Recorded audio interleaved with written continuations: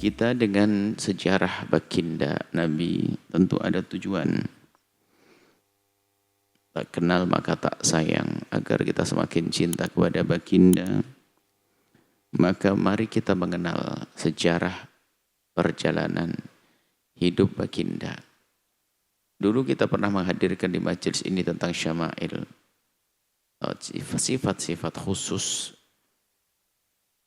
yang ada pada baginda. Akan tapi kita ingin mencoba membaca sejarah dari awal lahirnya baginda Nabi hingga wafat.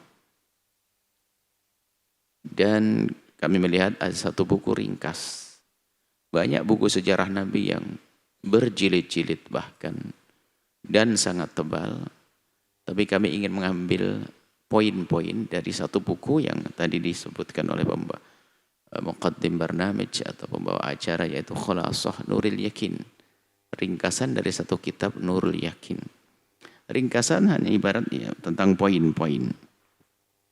Dan mengenal Nabi sangat penting karena beliau adalah dihadirkan Allah sebagai uswatun hasanah. Laqad kana lakum fi Rasulillahi uswatun hasanatun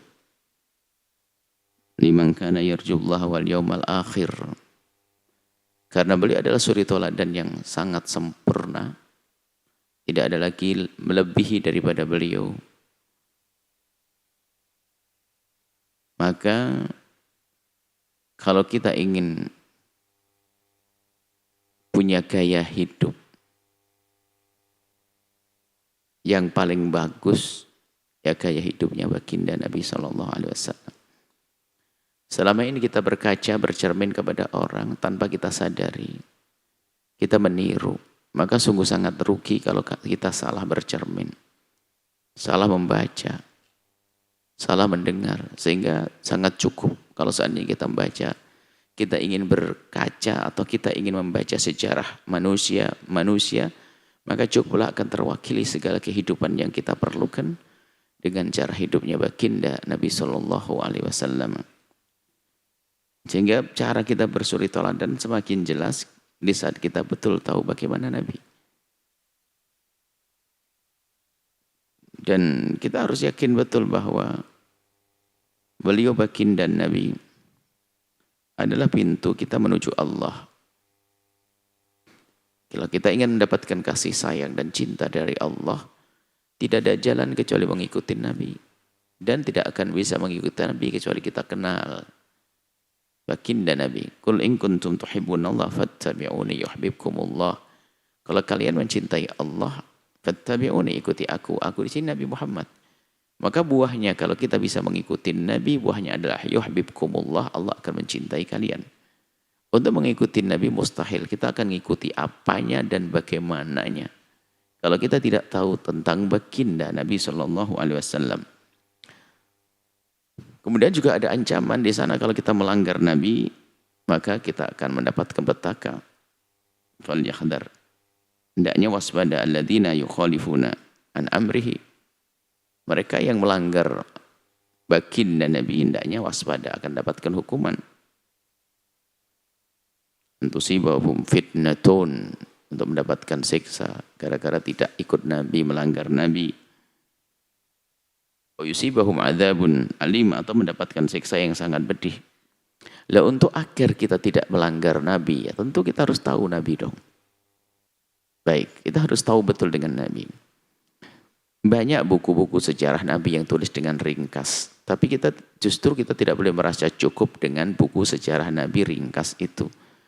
Penyusunnya buku-buku sejarah Nabi yang ringkas itu adalah untuk menggugah hati kita agar tahu yang lebih luas. Karena kapan kita sudah tertanam rindu kepada seseorang, otomatis seharusnya kita akan penasaran ingin tahu tentang orang tersebut. Kalau belum, berarti belum tertanam dong kerinduan dan cinta. Selama ini buku maulid apa, buku sejarah Nabi apa yang kita baca, kenapa harus itu-itu saja? Mana yang lain yang harus kita baca, yang lebih luas, panjang dan lebar? Maka hari ini kita mencoba menjelajah, membaca sejarah baginda Nabi SAW dimulai dari saat dilahirkannya. Saat dilahirkan Nabi, kita langsung kepada yang pertama. Ad-daurul awwalu min hayati Rasulillahi. Periode pertama sejarah kehidupan baginda Nabi sallallahu alaihi wasallam. Ini memang untuk anak-anak TK. Sepertinya urusan cinta kepada Nabi kita juga masih kelas TK. Untuk sejarah sepertinya juga kita kelas TK. Bahkan kayaknya belum masuk juga karena kita belum kenal banyak tentang sejarah Nabi. Cara menghadirkan bukunya pun sederhana. Ad-darsul awwalu, pelajaran pertama. Anak-anak, pelajaran pertama. Oke? Sepertinya pelajaran pertama pun kita belum pernah belajar. Maka kami himbau kepada siapapun, para pembimbing, para ustadz, yang rutin sebulan sekali, seminggu sekali membaca sejarah Nabi. Yang Anda baca, baik itu Maulid At-Tibai atau yang lainnya seperti yang dibaca di sini. Maka hendaknya harus ada yang mencoba menjabarkan lebih luas. Bukan hanya itu-itu saja yang dibaca. Tidak bisa kita pungkiri bahwasanya itu hebat, dahsyat. Beliau menulis buku Maulid, menulis buku sejarah ringkas, diambil poin-poin penting yang menyentuh hati. Cuman sepertinya hati kita tidak tersentuh, buktinya kita pun tidak segera rindu untuk membaca yang lebih luas. Hanya itu saja. Bahkan itu pun sepertinya kita membaca, kita ikut majelis maulid bertahun-tahun nggak paham juga. Karena ustadznya tidak berusaha untuk menjelaskannya. Tidak memahamkan kepada kita. Maka kita, ayo sekarang kita membaca. Baginda Nabi itu siapa? Pelajaran pertama, yang pertama adalah anak-anak, kan gitu kan, kita belajar kita. Huwa Rasulullah. Baginda Nabi adalah utusan Allah ilan nasi poin kafatan semuanya. Baginda Nabi diutus oleh Allah untuk semua manusia. Nabi bukan nabinya orang Arab, bukan nabinya orang Mesir, orang Saudi, orang Yaman, bukan. Nabi adalah nabinya manusia sejagat. Kafatan. Sementara nabi-nabi yang lain diutus hanya untuk kaumnya. Kaum Ad, Hud, Thamud, Su'aib, Madian, Su'aib, dan seterusnya. Jadi Nabi Su'aib diutus untuk satu kaum. Nabi Hud satu kaum. Tapi baginda Nabi ternyata nabinya orang Jawa, orang Sunda, orang Madura, orang Batak. Nabi kita. Baik. Wa akhirul anbiya'i, dan beliau adalah akhirnya para nabi. Akhirnya para nabi. Dan itu harus menjadi sebuah keyakinan bahwa tidak ada nabi setelah Nabi Muhammad SAW. Adapun Nabi Isa nanti akan turun tidak sebagai nabi yang mendapatkan wahyu, tapi Nabi Isa nanti akan turun kembali. Dan saat ini belum meninggal dalam keyakinan kita ahli sunnati wal jamaati, akan turun untuk menjadi umat Nabi. Menjalankan syariat Nabi, bukan beliau menjalankan syariatnya. Dan itu adalah juga satu hadiah kemuliaan dari Allah untuk Sayyidina Isa alaihissalam. Dan bagi beliaunya tentu kebanggaan. Sayyidina Isa. Jadi tidak nabi setelah Nabi Muhammad. Maka ini yang kami janjikan akan kami masukkan pemahaman-pemahaman tentang akidah. Maka dikatakan imannya runtuh dan tidak dianggap beriman lagi yang meyakini ada nabi setelah Nabi Muhammad. Yang mengatakan ada nabi setelah Nabi Muhammad runtuh imannya, membatalkan semuanya. Dan ini sangat berbeda dengan beriman kepada Nabi Muhammad, tidak membatalkan iman kepada Nabi terdahulu. Dan memang begitu bunyinya, tidak akan beriman kepada Sayyidina Musa yang tidak beriman kepada Sayyidina Isa, dan tidak akan dianggap beriman kepada Sayyidina Isa yang tidak beriman kepada Sayyidina Muhammad. La nufarriqu baina ahadin. Tidak akan kita beda-bedakan di antara mereka nabi-nabi. Kemudian ditutup dengan baginda Nabi Muhammad SAW. Adapun orang yang mengaku nabi, ternyata ya tidak hanya terjadi pada zaman Nabi, tapi yang berada pada zaman Nabi pede benar atau tingkat stresnya tinggi sekali, mau jadi tandingannya Nabi. Ada Musailimah al-Kadzdzab. Musailimah al-Kadzab. Dia adalah ngaku nabi. Padahal di saat dia berbicara biasa sebelum ngaku nabi sangat didengar, sangat dianggap. Ada wibawa, bahasanya beraturan, penuh dengan nilai sastra juga. Tapi di saat ngaku nabi runtuh dia. Apalagi ngaku punya Quran, punya wahyu turun.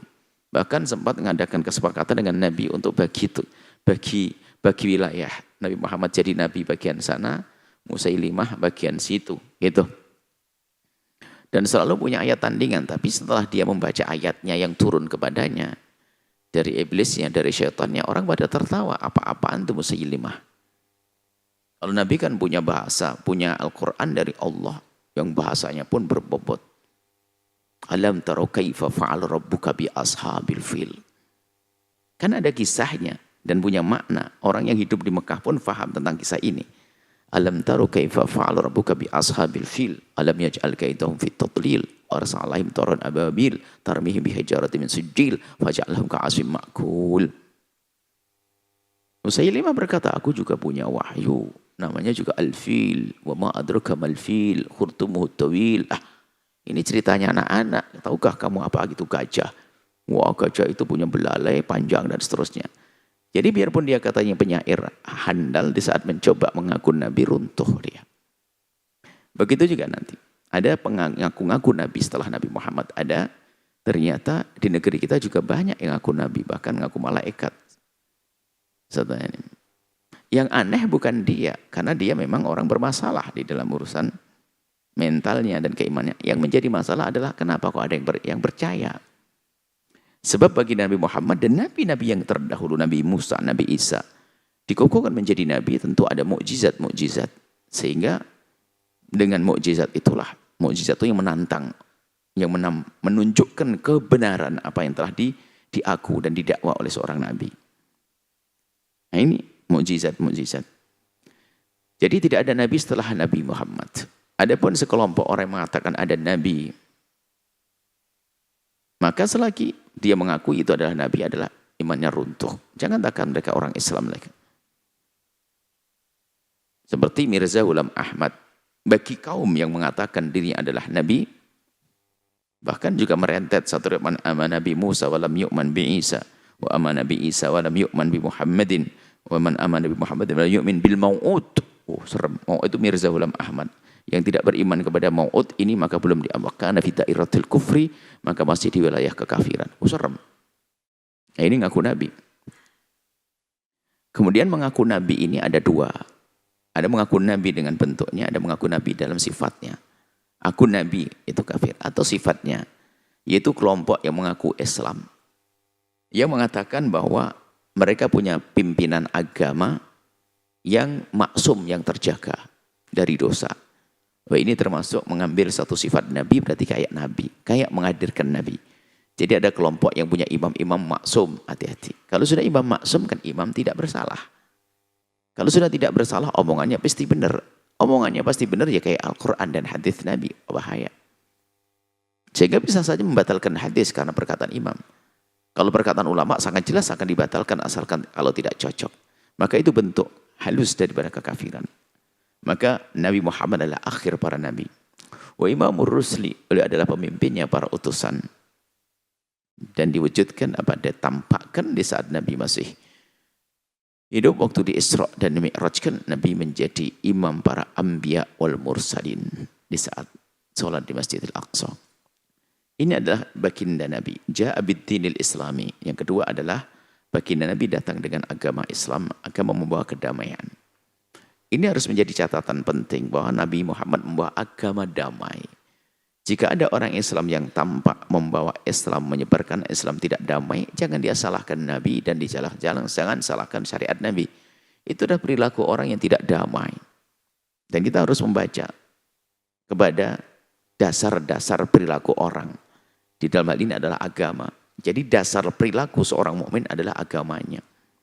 Kalau agama mengajarkan kelembutan lalu dia tidak lembut, jangan disamakan dong. Alladzi la yaqbalullahu yaumal qiyamati illa dinan ghairah. Allah tidak akan menerima nanti di akhirat kecuali agama yang dibawa oleh baginda Nabi Muhammad sallallahu alaihi wasallam. Maka di sini tentu ada rambu-rambu untuk menjadi tidak diterima. Siapakah mereka yang beragama selain, siapakah mereka orang-orang yang beragama selain Islam? Kemudian tidak dimurkai oleh Allah apa ada? Katanya diterimakan hanya agama Nabi Muhammad SAW. Iya. Yang diterima adalah agama Nabi Muhammad. Tapi tidak semuanya ternyata akan dihukum oleh Allah. Ada orang punya agama lain pada zaman ini, punya keyakinan lain pada zaman ini. Tapi tidak akan dihukum oleh Allah Subhanahu Wa Taala. Biarpun tidak mengikuti agama Islam. Siapakah mereka? Orang yang tidak sampai kepadanya pesan dakwah Islam. Jika kita pergi ke daratan mana gitu, mungkin di pojok Amerika sana atau di Eropa sana, jika ada satu kaum yang memang tidak pernah dengar Islam, ya kemudian dia tidak masuk Islam karena tidak sampai kepadanya dakwah Islam. Atau kita masuk hutan Kalimantan sana, ada satu kampung yang tidak bisa berkomunikasi dengan siapapun. Hidupnya pun juga nggak karu-karuan, bunuh-bunuhan, makan yang lainnya dan seterusnya, gonta-ganti pasangan, adalah seperti binatang. Bahkan Allah tidak akan menghukum mereka, wa kunna mu'adzibina hatta nab'atsa rasula. Sungguh kami tidak akan menghukum mereka sampai datang kepada mereka utusan atau pesan-pesan utusan melalui utusannya para utusan. Pesan ulama. Ini harus kita fahamkan karena itu nanti mukaddimah untuk kita bicara tentang masa fatrah ayah ibunda Nabi SAW dan seterusnya. Jadi tidak ada agama yang diterima kecuali agama Islam. Tapi di sana ada orang yang belum mengelok agama Islam tapi tidak dihukum oleh Allah, yaitu mereka yang pada dasarnya tidak pernah kenal Islam. Tidak pernah kenal Islam. Tidak pernah kenal Islam karena jauh, atau tidak pernah kenal Islam karena di dalam dirinya ada penghalang. Contoh, buta dan tuli. Kalau orang buta tidak akan paham isyarat, tuli tidak akan paham isyarat. Biarpun tidak meluk Islam, dia akan di surga. Tidak akan dosa orang-orang seperti itu. Ada lagi kalau kita kembangkan lagi anak kecil, dia tidak akan bisa paham syariat. Maka kalau ada anak mati kecil, biarpun dia anaknya orang kafir, dia akan di surga. Orang gila dari kecil, gila tidak akan paham dengan syariat. Maka kalaupun dia meninggal dari kecil, lahir gila, sampai gede gila, mati gila, maka dia tidak akan dihukum oleh Allahumma kunna mu'adzibin hatta nab'atha rasulah. Wa huwa min nasli sadati Quraisyin. Bicara tentang nasab Nabi, Nabi memang dipilih oleh Allah dari hal yang terbagus. Min nasli sadati Quraisyin. Dari keturunan orang-orang mulia dari kaum Quraisy. Quraisy itu adalah asyrafu qabilatin fi Makkah al-Mukarramati. Quraisy adalah satu kabilah yang termulia di Mekah. Jadi sebelum Nabi Muhammad lahir sudah tahu kalau ini kabilah termulia. Dan karena termulia yang paling berhak untuk menjaga Ka'bah. Nah gitu. Wa yattasilu nasabuhu, ini kabilah termulia. Wa yattasilu nasabuhu bi Ismail bin Ibrahim alaihi wassalam. Adapun nasab baginda Nabi sallallahu alaihi wasallam adalah sampai kepada Nabi Ismail bin Ibrahim. Sengaja disebut Nabi Ismail bin Ibrahim karena Nabi Ismail punya saudara namanya Ishak. Nah, Ishak itu Nabi yang menurunkan Yahudi dan Nasrani. Bani Ishak. Kemudian Yakub. Yakub dengan nabi-nabi. Jadi nabi-nabi dari Bani Israel itu melalui Ishak. Adapun Nabi Ismail nanti akan menurunkan Sayyidina Nabi Muhammad sallallahu alaihi wasallam. Itu adalah tentang nasab Sayyidina Nabi Muhammad sallallahu alaihi wasallam. Dan nasab Nabi Muhammad yang benar, yang wajib untuk dan harus kita ketahui adalah sampai kepada Sayyidina Ibrahim. Adapun ke atasnya para nasabun, para penjelajah nasab berselisih paham. Ada yang sampai bisa membaca nasabnya sampai Sayyidina Adam. Cuma nasab kepada Nabi Adam adalah diperselisihkan. Tapi antara Sayyidina Ibrahim dengan Sayyidina Nabi Muhammad SAW nasab yang mahfud terjaga. Di antara nasab terjaga, kan Nabi Ibrahim, Nabi Ismail punya keturunan banyak. Di antara keturunan banyak ada satu keturunan, menurunkan satu, sampai baginda Nabi SAW. Dan untuk yang membawa Nabi Muhammad itu membawa baginda Nabi, itu juga dijaga oleh Allah.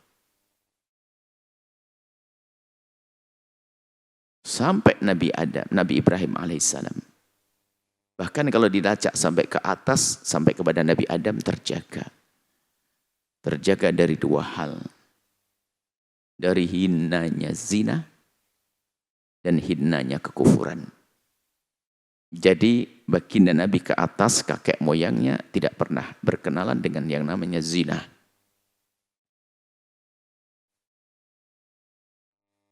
Dan sampai atas pun tidak ada kekafiran.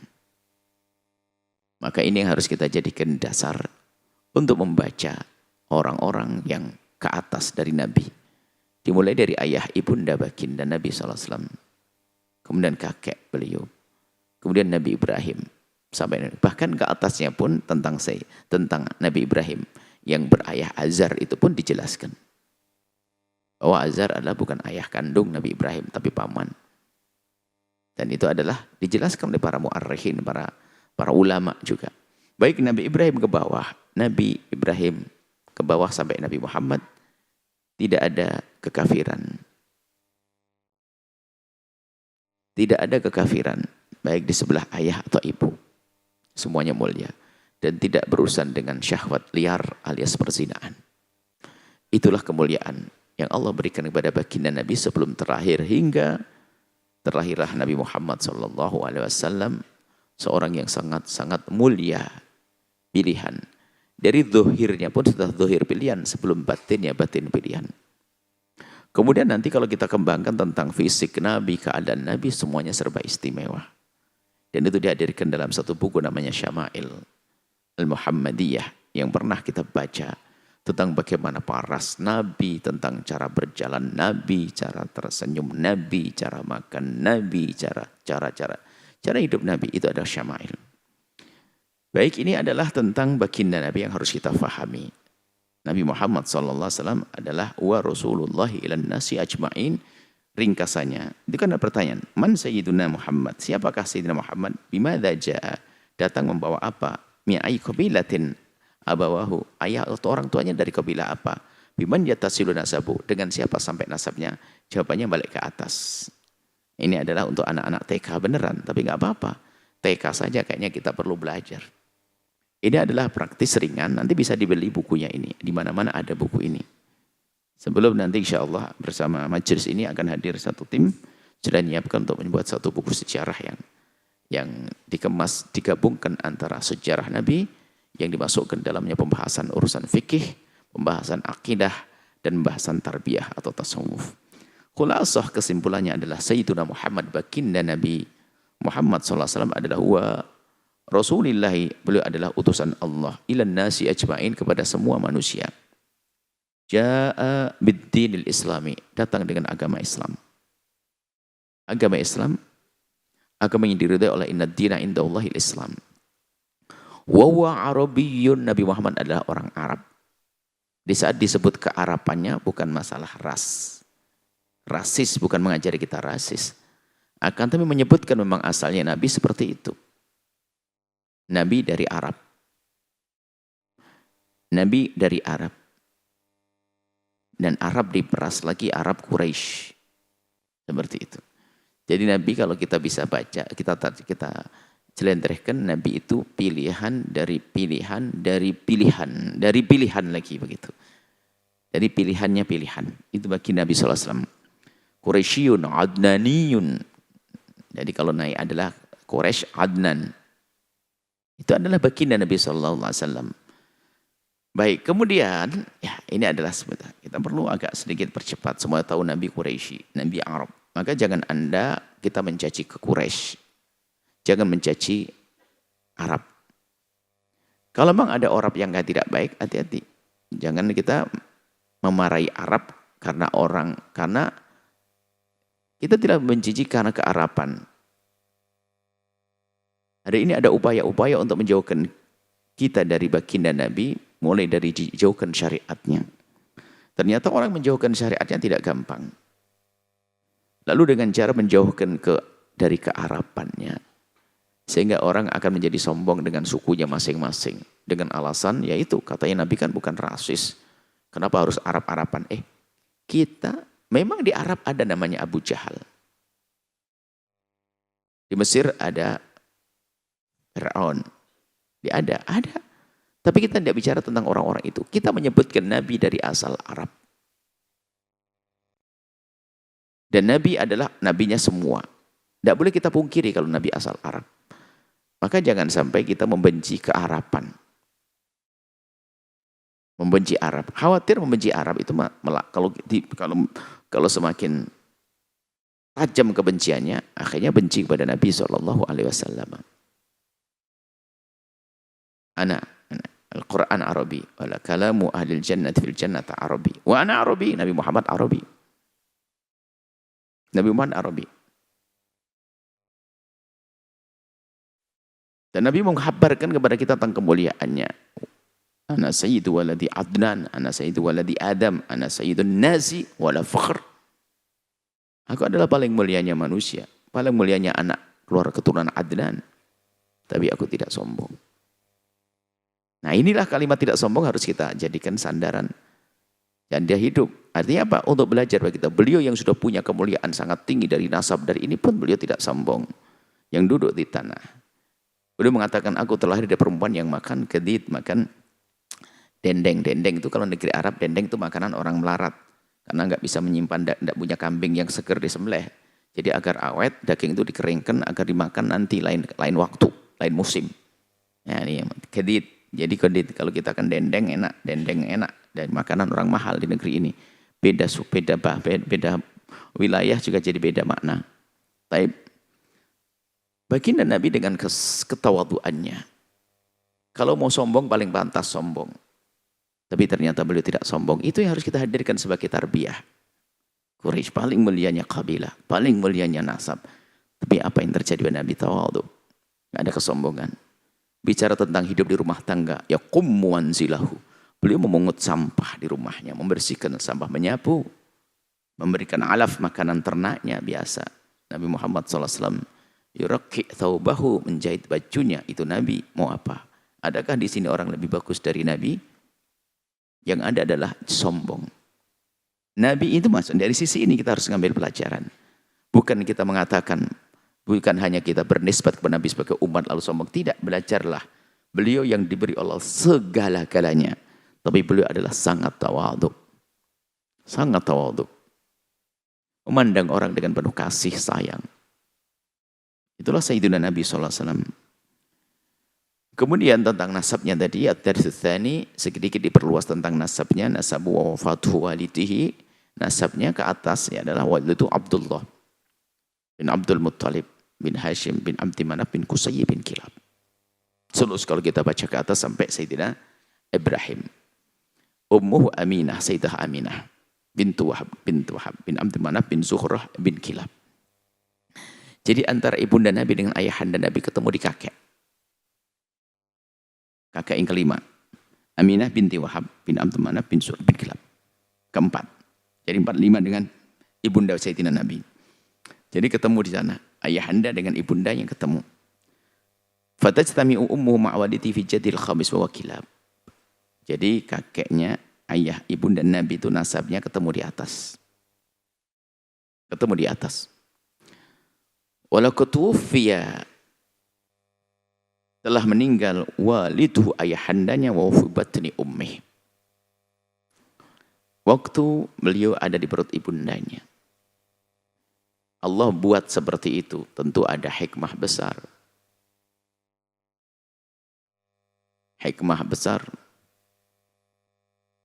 Agar tidak ada orang yang nanti merasa bisa menemukan kegagalan hidup gara-gara lahir tanpa ayahnya meninggal duluan. Tidak langsung diberi contoh, Nabi Muhammad yatim. Maka hai para yatim, jangan berkecil hati. Ternyata orang paling besar di dunia dan di akhirat adalah yatim. Yakinkan pada dirimu bahwa yang maha kuasa Allah. Yang mengangkat baginda Nabi adalah Allah. biarpun yatim. Maka wahai yatim-yatim yang ada di negeri ini, di dunia ini, jangan ragu. Tuhanmu Allah yang Maha Kuasa mengangkatmu. Yatim. Wa umruh thamaniya asyrata sana. Umurnya 18 tahun. Muda sekali ayahanda beliau wafat. Dufina bil Madinah. Dimakamkan di Madinah. Walam yatruk syai'an minal mal. Ini juga pelajaran bahwasanya yang fakir jangan beralasan, jangan merasa berkecil.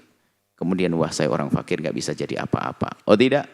Baginda Nabi ditinggal ayahnya waktu dalam perutnya. Dan ayahanda beliau tidak meninggalkan kekayaan apapun. Pelajaran buat semuanya. Ya menjadi masalah memang kadang kita sudah menganggap Tuhan tidak ada. Gampang kita menyerah, beralasan untuk tidak maju. Beralasan untuk tidak maju. Ini problem kita. Nggak bisa, nggak. Allah yang Maha Kuasa. Maka bergantunglah kepada Allah, bersemangat, husnudzon kepada Allah Subhanahu wa taala. Baik, ini tentang nasab Sayyidina Nabi SAW. Kemudian ini pertanyaan, mana nasabu min jihati abihi, apa nasab dari ayahnya? Disebutkan jadi min jihati ummihi, dari ibundanya, fi ayyi haddin tajtami ummuhu ma'a abihi, batasan di mana ketemu nasab ayah ibundanya. Bertanya, mata tufi walidihu, kapan meninggal ayahandanya? Aina dufin, kapan dimakamkan, di mana dimakamkan. Kembali, ini kayak pelajaran yang harus ditanya nanti satu-satu. Menarik, jadi makanya harus hafal di sini. Jadi kakak yang kelima, Abuhu Abdullah bin Abdul Muttalib, ayahandanya Abdullah bin Abdul Muttalib. Ummu Aminah, ibundanya Sayyidah Aminah bintu Wahb. Yaltaqi nasabuhuma, bertemu nasab keduanya. Sayyid Abdullah dan Sayyidah Aminah fi jaddihi, ketemu di kakek baginda al-khamis yang kelima. Mata abuhu wa fi batni ummihi, ayahandanya wafat dan baginda Nabi berada dalam perut ibunda tercintanya. Baik, kemudian wulida ad-darsus tsalits, paling tidak 3 pelajaran deh hari ini. Wulida bi Makkah, Nabi lahir di Mekah. Tidak ada perbedaan dalam hal ini, kesepakatan. Yaumal Itsnain juga disebutkan para mu'arrikh, hampir bersepakat tentang lahir di hari Senin. Tsani Asyar min Rabiul Awal, tanggal 12 Rabiul Awal. Di itu ada perbedaan. Amal Fil disebut di tahun gajah karena ada kisah dahsyat tentang datangnya pasukan gajah. Dan itu harus dihafal oleh anak-anak kita. Jadi kalau ke tahun gajah, tahun lahirnya Nabi SAW. 12 Rabiul Awal. 12 Rabiul Awal, biarpun nanti ini ada perbedaan tentang 12 Rabiul Awal. Hari Seninnya disepakati. Hari Senin disepakati, tidak ada perbedaan. Bahkan Nabi sendiri telah mengukuhkan tentang waktu Nabi berpuasa di hari Senin. Nabi ditanya ke puasa hari Senin, "Na'am hadza yaumul wulidtu fihi", ini hari kelahiranku. Hari Senin. Adapun Rabiul Awal, ini perbedaan di antara para ulama. Sehingga ada yang mengatakan bukan ada 9 Rabiul Awal, ada yang lainnya. Enggak penting itu. Yang harus kita yakini Nabi benar-benar telah lahir, selesai. Dan untuk merayakan kelahiran Nabi, tentunya kita tinjau dari berbagai sisi dong. Kalau syariat sangat jelas, nggak ada larangan orang bersenang-senang atas kelahiran seseorang. Kalau memang orang itu baik, itu nggak secara syariat. Mana ada larangan. Amangan ada larangan kita bergembira atas lahirnya si A, si B, si C. Yang nggak boleh kan kita bergembira atas lahirnya penjahat kelas dunia. Khawatir kita dianggap mensyukuri tentang kejahatannya. Tapi kalau orang baik kita menyebut kelahirannya dan bergembira atas kelahirannya bukan hal yang terlarang secara syariat semacam itu. Kemudian kita kembali secara kebiasaan orang. Semua orang di saat punya anak baru, ponakan baru bergembira kalau memang hatinya lagi bersih. Masa kita bersih hati gak boleh? Coba. Kita punya keponakan lahir. Senang. Termasuk Abu Lahab itu sendiri yang ikut senang di saat lahirnya baginda Nabi SAW. Cuman begitulah yang namanya hidayah tidak diberikan kepada Abu Lahab. Biarpun dia adalah paman baginda, ternyata dialah yang dikabarkan mendapatkan siksa. Tabbat yada Abi Lahabi wa tabb. Abu Lahab. Budaknya yang bergembira. Budaknya memberikan kabar. Lalu Abu Lahab senang. Nah ini senang. Abu Lahab saja bisa senang kok. Nah, kelahiran Nabi harus kita anggap sebagai sesuatu yang dahsyat. Bagi yang belum tahu mungkin biasa-biasa saja. Itu kelahiran manusia biasa. Tapi kan kita sudah tahu Nabi Muhammad Nabi. Kita kan beda dong dengan yang tidak tahu. Maka dari sisi kebiasaan, sisi syariat tidak ada larangan. Dari sisi kebiasaan orang kalau mendapatkan satu karunia anak, mereka senang. Bukan saja di dalam kaum muslimin yang harus sadar makna bersyukur. Orang di luar Islam pun juga bersenang-senang di saat ada kelahiran dari anaknya. Jadi mensyukuri karunia itu penting. Mensyukuri anak sehingga disyariatkan dalam Islam ada namanya akikah, menyembelih kambing agar memberitahu tetangga, kemudian dalam irama bersyukur ke atas karunia Allah yang namanya anak. Nah dari situ maka perlu kita membaca apa yang terjadi saat ini, misalnya perayaan Maulid Nabi. Apakah ada kesalahan dalam perayaan Maulid Nabi? Sebagian mengatakan ini tidak pernah dilakukan Nabi. Ya tentu dong, yang lahir Nabi. Yang jelas Nabi pun juga pernah berbangga dengan hari kelahiran. Hada yaumu wulidtu, ini hari kelahiranku. Ya, maka kita harus membacanya pelan-pelan seperti ini. Jangan langsung mengatakan merayakan Maulid ini adalah bid'ah dan sebagainya. Dari mana? Dari sisi mana pembid'ahan itu? Orang bergembira atas lahirnya Nabi. Dan kita harus mengulang-ulang kelahiran Nabi. Setiap saat kita harus mengingat bahasanya bersama kelahiran Nabi adalah hadirnya kemuliaan di semesta ini. Hadirnya kebaikan di semesta ini. Kelahiran Nabi SAW ada maknanya dong. Bahkan dikhabarkan kan tentang bersama lahir Nabi ada kejadian-kejadian di penjuru dunia yang disebut oleh para ahli sejarah. Runtuhnya istana-istana kafir yang ada di Persia dan segala macam. Banyak kisah-kisah tentang itu. Padamnya api yang biasanya disembah berpuluhan tahun tidak pernah padam menjadi padam. Banyak kisah-kisah.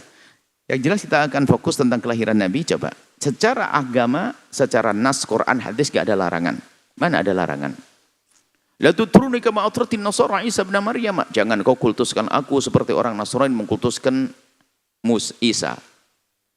Semua orang juga faham. Apa sih yang dilakukan oleh Nasrani, orang Nasrani dalam mengkultuskan Sayyidina Isa?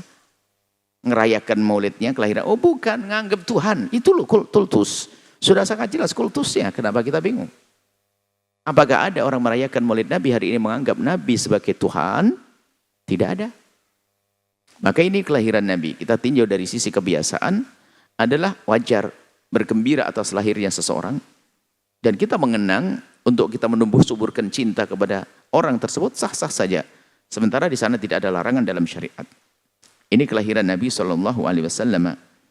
Baik, kemudian karena waktu insya Allah kita lanjutkan pada pertemuan yang akan datang. Ini bab thalis, mukaddimahnya saja. Awal pertanyaan. Jadi Nabi lahir di hari Senin. Jadi jangan Anda kekeh, Anda jangan berselisih. Kadang-kadang di antara kita ini berselisihnya juga nggak sehat. Yang meyakini tanggal 12 itu paling nggak mau kecuali itu. Wah, kalau ada ribut ya, nah, ini aneh-aneh. Ada yang tanggal 9 tanggal ini. Ada orang maulid Nabi bulan Rajab, bulan Sya'ban. Wah, ini Nabi tersenyum nih. Maksudnya apa? Ini ingin menumbuhkan cinta, nggak kenal waktu dong. Jadi jangan berdebat masalah hari tepatnya kelahiran Nabi SAW. Yang jelas Nabi pernah lahir. Yang pasti adalah hari Senin. Karena Nabi mengukuhkannya hari Senin. Adapun tanggal 12 Rabiul Awal, Anda harus menjadi orang cerdas. Perbedaan bukan di kalangan ahli neraka dan ahli surga. Ternyata perbedaan di kalangan ahli surga itu sendiri insyaallah. Wallahu a'lam bissawab.